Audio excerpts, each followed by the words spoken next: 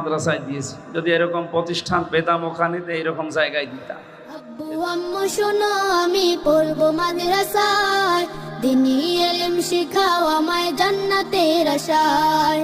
পড়তে জীবন ফুলে ফুলে, পড়তে জীবন। এই যে এখানে বাচ্চারা খেলা করে, এর আগে আমি 2 বার এসেছিলাম। এখানে গড়ব মোদের জীবন, এখানে করব জ্ঞান আহরণ, তৃপ্ত হবে জ্ঞান পিপাসা।